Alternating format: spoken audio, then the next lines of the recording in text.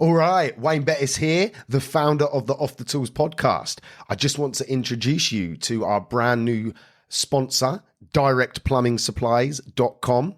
It is founded by a former tradesman who has set up his own plumbing and heating merchants. He has an online shop, which is obviously at directplumbing.supplies.com, and he delivers across the UK.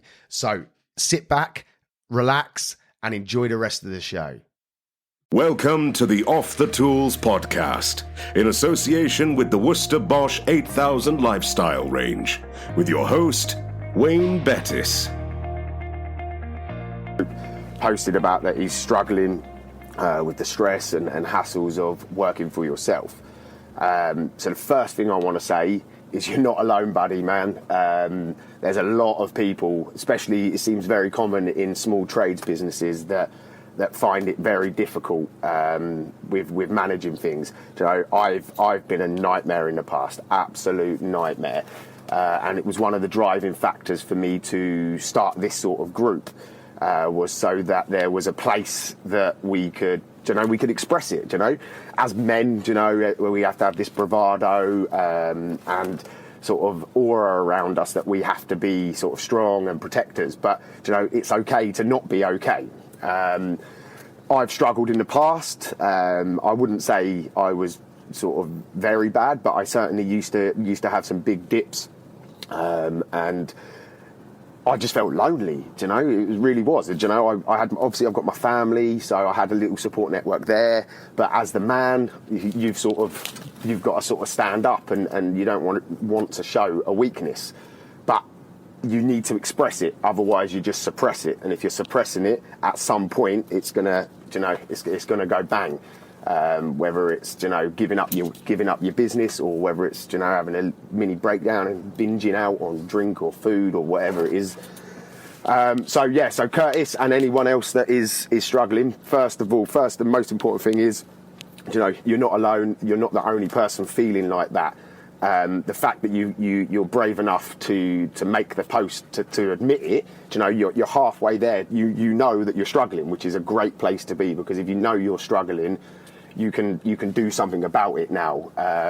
It is, this might sound harsh, but it is down to you to do something about it. It's not going to change unless you change something yourself. Just my own personal experience, I used to, food was my biggest vice. If I was getting down and bogged down with shit, I would just eat, eat. And that had two effects. It gave me a short-term buzz of the sugar rushes and feeling full. But obviously afterwards you'd feel like shit, and obviously weight gaining, and then that brings a whole new world of problems that come with it. So what I found works for me, hopefully it might work for you, I don't know, but I started training rather than just going to the gym, because again, in a gym you're on your own. So again, I wanted to do something that got me a bit more social. So I started kickboxing. So it was like a group class. That there was banter, a bit of fun, and obviously the physical exercise is a massive boost. And I used to always say, I haven't got time. I was working till 10 o'clock at night, sending quotes, having problem after problem after problem. But introducing training was the best thing for me. It not only did it let me exert that energy and that frustration, because I was hitting things and really sort of building that getting that energy out. Once I'd finished the workout, my mind felt clear. When you work for yourself, it's very, very hard to have a clear mind. You've always got that job down the road that needs to look at, or that customer complaining. There's always something. Whereas when you're training, you can really sort of narrow that mindset, and that everything disappears. The key that I found is that you have to notice. So if you're going along, and then you're dipping, you're drifting down. You at some point along that drift, you need to find a way to sort of shift yourself out of it. Whether it be training, it could be that you play football or something, I don't know, whatever it is that sort of either you used to do before you was too busy, or something that you've always wanted to do. Find the time to do it. You've got to look after yourself. You might have a family, you might have a business, but if you're not looking after yourself, then everything else around you will crumble. So it might sound selfish. You know, me and my wife went through some tough times when I sort of had this mindset, but obviously now she sees the benefits of it.